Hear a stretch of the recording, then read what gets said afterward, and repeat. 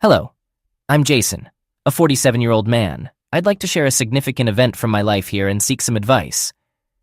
This story takes us back 12 years when I was married to my first wife, Susan. We were together for 7 years and had 2 kids, Laura and Lucas, who were 5 and 3 years old at the time. Our life was pretty routine until one unfortunate day. One morning while I was driving to work, a speeding car from the opposite direction crashed into mine. The next thing I knew, I woke up in a hospital bed, covered in bandages and casts. The nurse told me I had been in a coma for 2 days. I expressed my gratitude to the doctor for saving my life. While I was thankful for a second chance at life, I had no idea about the calamity that awaited me. A week into my treatment, my doctor broke the devastating news that my lower body was paralyzed, and I might never walk again. I was devastated. Susan was equally crushed by this news because she had to take care of the household and the kids on her own. I fell into a deep depression, unable to accept my life confined to a wheelchair. My days were spent staring at the hospital room walls, resenting how my life had turned upside down. I mourned the fact that I'd never play soccer with my children, dance with my wife, or experience freedom again. To make matters worse, Susan stopped coming to visit me. Initially, she brought the kids to see me 3 times a week, and those moments were what I cherished the most. But as time went on, her visits became infrequent. I begged her to bring the children more often, but she claimed they didn't want to see me as frequently. I felt utterly hopeless. Then one day she handed me divorce papers stating, "I can't spend my life with a disabled man. I'm still young and want a normal partner." I won't lie, I could feel it coming. I sensed the separation looming when she started giving me the cold shoulder, but I didn't expect it to happen so quickly. About a month after my accident, some friends told me they had seen Susan out and about with a middle-aged man, possibly in his 50s, holding hands at cafes and malls in the evenings and on weekends. Some even suggested she might have been involved with him before my accident, while others thought she turned to him out of desperation afterward. It hadn't even been 2 months since my accident when I was handed divorce papers. Although I may seem composed writing this now, I was anything but at that time. I was overwhelmed, devastated, and heartbroken. I was confined to a wheelchair, financially struggling, and divorced with no income or savings. After paying for medical bills, household expenses, and the kids' education, saving money was out of the question. Fortunately, my insurance helped cover some of the hospital bills, but I had to dip into my savings to cover the rest. In the end, I had nothing left. I wanted to scream, bang my head against the wall, and curse my luck. I don't know how I held myself together during that time, but something inside me kept me sane. Probably the burning desire for revenge. After leaving the hospital, I moved in with my parents. At 35, I was divorced, had no income, and relied on my elderly mother both physically and financially. My mother worked as a florist running a small shop in the suburbs. The income from the shop and her pension covered her expenses, and she offered to support me with these limited resources. It was incredibly challenging for a 35-year-old man to depend on his 62-year-old mother. Shortly after my release from the hospital, I tried to visit my children. When I arrived at our home, it was locked. The neighbors informed me that Susan had moved to her boyfriend's place with the kids. According to them, Susan's new partner was a wealthy but older man who had been divorced 3 times and had no children of his own. Some even called Susan a gold digger and accused her of being with the older man for his money. I managed to find her boyfriend's address and went to his house. However, when I arrived at Susan's new home, she refused to let me see my children, claiming that the kids had already adjusted to her boyfriend and were calling him daddy. She warned me that showing up suddenly would confuse the kids even more. When I insisted on seeing my children, she threatened me with a restraining order. I couldn't afford a lawyer, surviving solely on my mother's modest income, so I had to back down. It had been less than 6 months since my accident and only a few months since our divorce, yet she was already living with another man. I felt disgusted and asked her how she could move on so quickly, though I admit it was immature of me. I was a helpless father in a wheelchair, with few options. I begged her for just one chance to prove my worth, but she degraded me, calling me a burden and a cripple. I inquired if she had cheated on me before the divorce because she was already living with her lover just a month after our divorce was finalized. She dismissed my question, saying it was none of my business and that I should never appear before her again. I stared at her, reflecting on our 7 years of marriage as she had replaced me so swiftly with someone else. With tears in my eyes, I left, feeling defeated and humiliated. When I returned home, I cried like a child in front of my mother, who comforted me. She encouraged me to take control of my life, but I felt lost and directionless. To begin, I joined my mother in her shop. I assisted my mother with making bouquets, serving customers, and maintaining the shop. It didn't take long for me to realize the business had significant growth potential, but my mother was too fragile to manage it on her own. I used my old contacts to secure contracts with event management companies, providing flowers for their events. Over time, I assembled a team, secured contracts for venue decorations, and eventually launched my own event management company. It took me 12 years to rebuild my life from scratch. Throughout this journey, my mother stood by my side, offering support and encouragement to help me bounce back. A year after my accident, I found out that Susan was leaving the city with my children and her lover. I hurried to their house to see my kids, but they had already left by the time I arrived. Before that, I had made several attempts to reach out to my children, but Susan insulted me and sent me away each time. Susan had full custody of the children and the authority to make decisions for them. Because I was physically and financially challenged, I couldn't pursue joint custody. I couldn't contest her restraining order either, as I couldn't afford a lawyer. Meanwhile, Susan had a wealthy boyfriend named Evan. I didn't know if he had been with her before my accident or how he suddenly entered her life. All I knew was that he was a wealthy man with significant family assets. Over the past 12 years, I made several attempts to meet my children whenever I had leads, but faced continuous failure. Susan would threaten to have me arrested, leveraging her boyfriend's money and connections, even though they never got married despite living together for 12 years. A year ago, I finally decided to file for joint custody. I was waiting for my event management business to stabilize before taking this step. I successfully filed for custody and was granted 15 days with my children. They'll be coming to my house next week. Despite Susan's objections in court, I hired a competent lawyer who presented my case effectively, resulting in the 15-day arrangement. My children are now teenagers, aged 17 and 15. They were asked if they wanted to meet me, and they expressed a desire to do so. I understand that I can't make up for the lost 12 years, but I want to spend quality time with them. As the time approaches, I'm feeling a mix of nervousness and excitement. Teenagers can be demanding these days, and I hope my children aren't excessively mean or toxic. I'm unsure about what story Susan has told them over the past 12 years, and I'm debating whether I should tell them the truth about their mother. I'm uncertain. Do any of you have suggestions on how I should approach this? I'm incredibly nervous and excited. Update 1. Hello everyone, I have some significant news to share. In my initial post, I left out 2 important pieces of information. First, I'd like you to know about my current wife, Amy. I remarried a lovely woman 5 years ago, who happens to be an interior designer. We crossed paths at an event where she was handling the wedding venue's design while we were providing the flowers. Love didn't hit us immediately, but we clicked and became friends. We continued to meet at similar events over the next few months and developed a close bond. Amy was a single mother with a 3-year-old daughter. The idea of starting our event management company came from her, as she had worked in the industry for years, had the right contacts, and knew the business inside out. I joined forces with her to launch the company. We dated for a year before tying the knot. Now we live together as a happy family of 4. Amy, her daughter Mia, my mother, and me.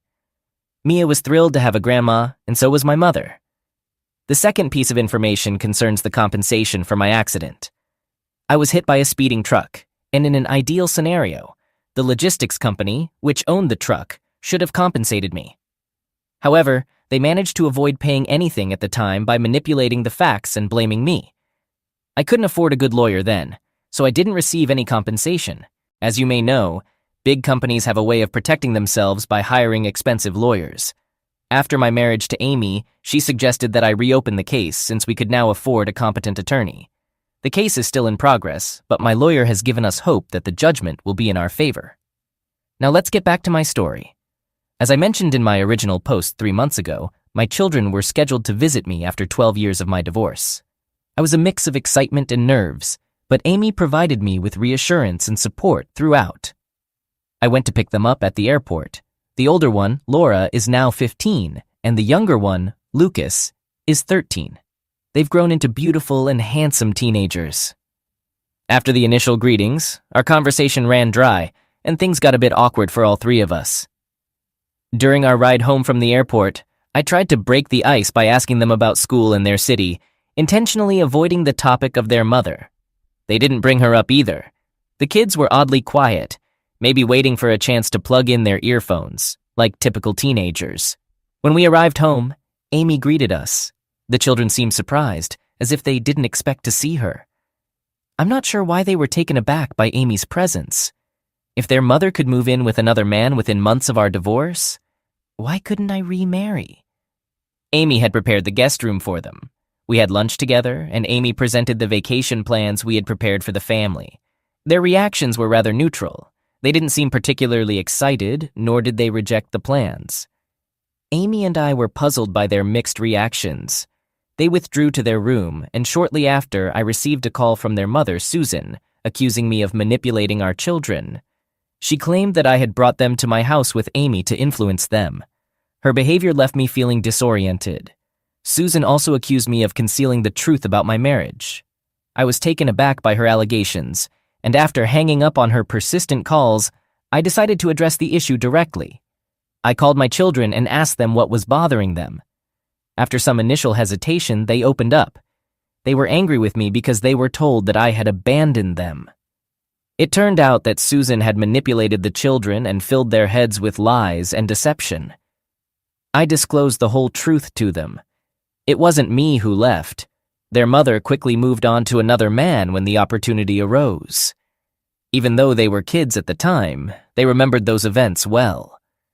I explained how Susan took them to the older man's house and how she had threatened and driven me away whenever I tried to contact them. I showed them the restraining order and all my rejected requests to see them. This revelation brought them to tears, and they regretted believing their mother's lies all these years. My younger son, Lucas, confessed that he once tried to contact me on social media, but Susan discovered it. She emotionally manipulated him and made him promise not to contact me again. The children also revealed that Susan's husband had scolded them. Susan and the children faced mistreatment at family gatherings because they were not married. Susan continued to live as a mistress in his house. Despite covering their education expenses, he never acted as a father figure to them. Hearing about my children's hardships broke my heart. After all the truths came out, we embraced and shared our tears. We went on a week-long vacation in Florida and had a wonderful time together. Laura and Lucas formed bonds with Amy and Mia, who will turn 8 this year. Seeing my entire family together made me incredibly happy. My children posted our group photos on social media with the caption, "Happy Family." When Susan saw these pictures, she called them and scolded them for their foolish actions. She accused them of betraying her by getting close to us. She texted me, threatening not to let me see my children if I did anything to turn them against her. I chuckled at her empty threats and continued enjoying our vacation. After our vacation, my kids visited my relatives, who warmly welcomed them. I was happy to see our old connections rekindled. Before leaving, they promised to stay in touch despite Susan's threats. They mentioned feeling uncomfortable at her place and pledged to live with me after finishing high school. I gave them a hug and said goodbye. When they returned, they talked to Susan about her behavior, but she accused me of turning them against her. It's been a few months since they came back, but we communicate often. I look forward to having them live with me again. Update 2. Hello everyone, I know it's been a while since I last posted an update. There's been a lot of turmoil in the past 6 months since I first met my kids. 3 months ago, we finally resolved the court case with the logistics company. And guess what? I received substantial compensation, not just for the accident, but also for the unfairness in the initial trial. I'm not sure if I mentioned this before, but in the first trial, the logistics company that caused the car accident falsely blamed me. As a result, I didn't receive any compensation. I followed my wife's advice and appealed the case, and this time I won. I shared the news with my children, and they were thrilled. They wanted to see me, and I promised to have them permanently back with me. About a month later, Susan unexpectedly showed up at my office. She held my hand and asked for forgiveness. I was surprised by her sudden appearance. She confessed that she had become desperate after my accident. She had connected with an older man who was looking for a companion. I had to look up some terms I didn't know at the time. This man had bad experiences with younger women who took his money and left after a few months, so he decided to be with someone not as young, like Susan, who was 32 at the time. Susan had 2 children, which she saw as a way to ensure her loyalty. The man was upfront about not wanting to marry her and keeping her as his mistress to avoid sharing his inheritance with my kids. Susan agreed to this arrangement because he promised to provide for and support their education. I asked her why she didn't find a job, and she explained that she had never worked before and wasn't sure if she could maintain the same lifestyle her lover provided for free. She kept emphasizing that she was doing everything to secure the children's future. I got frustrated with her constant nagging and raised my voice, telling her that she should have given me a chance to recover if she was genuinely concerned about our children's future. She should have discussed it with me instead of assuming things and leaving me without any notice. I made it clear that I had moved on, and her pleas didn't matter to me. She brought up all the happy moments we had shared, like our wedding day and the birth of our 2 children. But I brushed them off, saying I had changed, and those memories no longer meant anything to me. She went too far by suggesting that she and my children were my true family, not Amy and Mia. She even claimed that Mia wasn't my daughter and that I could never have a real family with Amy and Mia.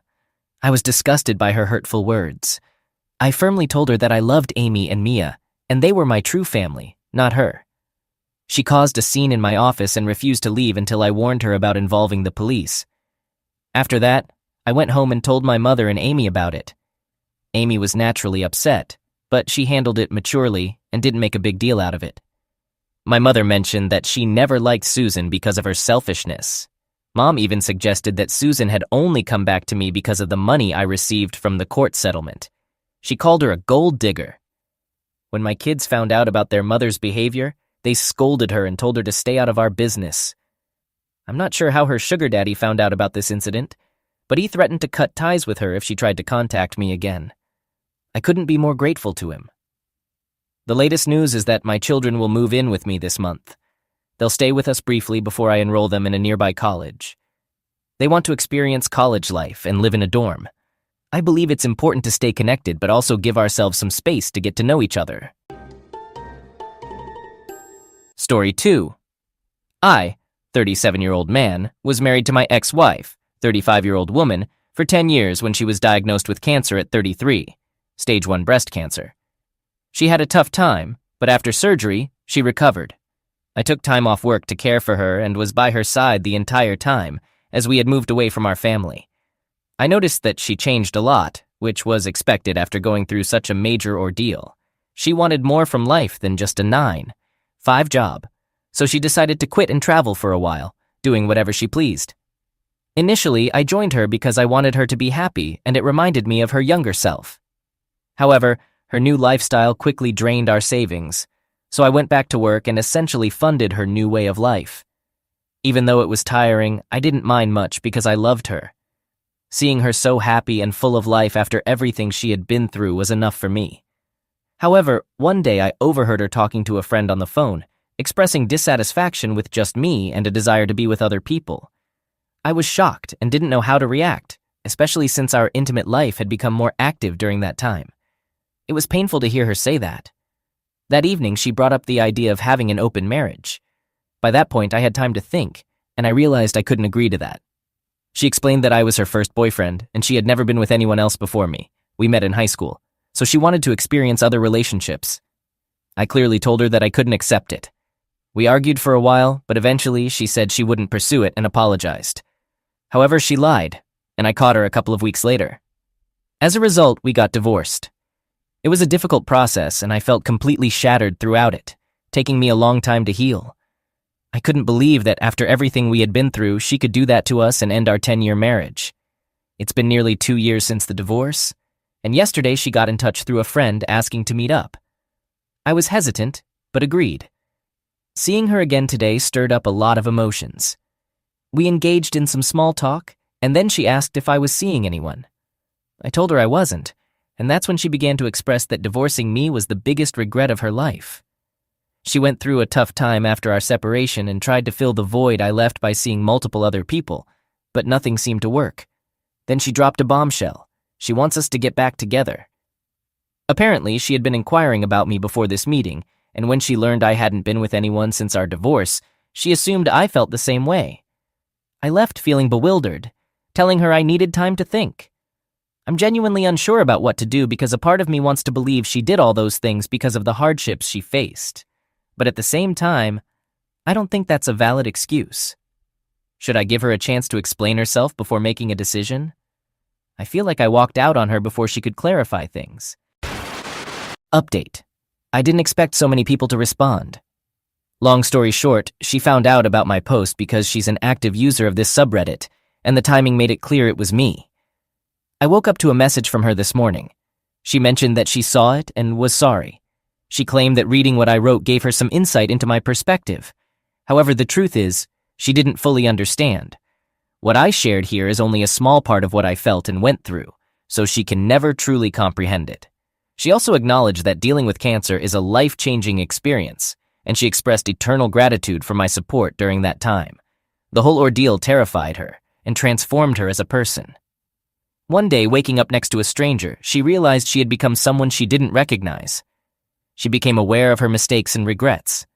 Initially, she hesitated to reach out to me because she knew it would be selfish. But later, she decided not to live with the regret of never trying in case there was a chance I might forgive her. She's willing to wait indefinitely if it means there's a possibility of my forgiveness. She also inquired about why I hadn't been with anyone else since her, which many of you also mentioned. To be honest, I didn't actively pursue other relationships because I didn't want to bring all this emotional baggage into a new one, especially before I had tried to work through my own issues. I feel like this is a good way for me to find closure. After reading many of your responses, I understand that I may never forget what she did, but I do want to find a way to forgive her as a means of moving forward. I communicated all of this to her before sharing it here.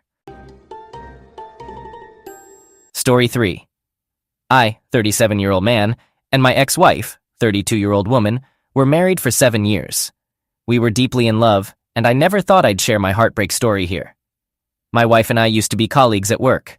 Before my transfer, we both worked at the same company and were pretty close, but our bond grew stronger after I was transferred to lead a new branch of our company in a different state. She was one of the smartest workers we had, which attracted me to her.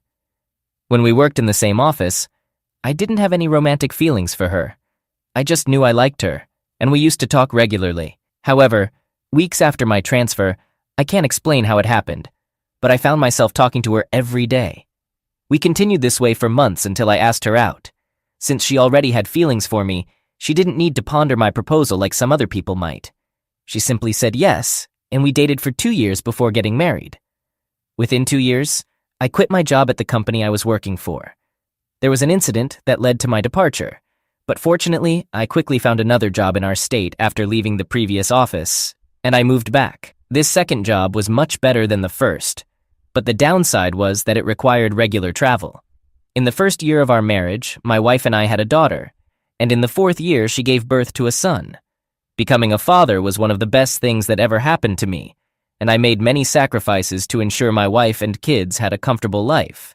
My wife was also a hard worker, and together we teamed up to raise our 2 beautiful children. We hardly had any problems, and even when we did, they were nothing we couldn't resolve. Besides being a good father, I did my best to be a good husband as well, occasionally treating my wife to special dinners or whatever she desired.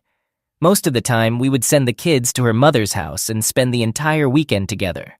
We did these things occasionally because I didn't want us to get so caught up in making a living that we forgot to enjoy our marriage as we grew older. We also made an effort to go on vacation every year, even if it was just for a week. I'm sharing all of this to illustrate that I played my part in being a good husband, treating my wife like a queen with all the things I did for her and our kids. I never expected her to stoop so low to do what she did. Even though I knew she earned a decent income, we split the bills 60-40. I took care of most things, and if anyone made the most sacrifices during our 7-year marriage, it was me. I supported her through both good and tough times, including when she had issues with her mother for 2 years, during which she didn't let her mother see the kids. I did everything I could to support her. If she wanted something that I wasn't comfortable with, whether it was too expensive or unnecessary, I'd still do it to make her happy. All this time, I thought I was doing what any husband would do for his wife and family, but I had no idea I was wasting my time. I I wouldn't have even known my wife was cheating on me if things hadn't unfolded the way they did. On that day, I had a very important business trip scheduled. However, my clients canceled it on the same day. Since I had been traveling extensively, I had limited time to spend with my kids. Earlier in the day, my wife and I agreed that I would drop the kids off at her mother's house because I had to pass through that area to reach the airport. But when the meeting was canceled just 2 hours before my departure, I decided not to take the kids there so I could spend time with them. We played various games together, and it was a lot of fun.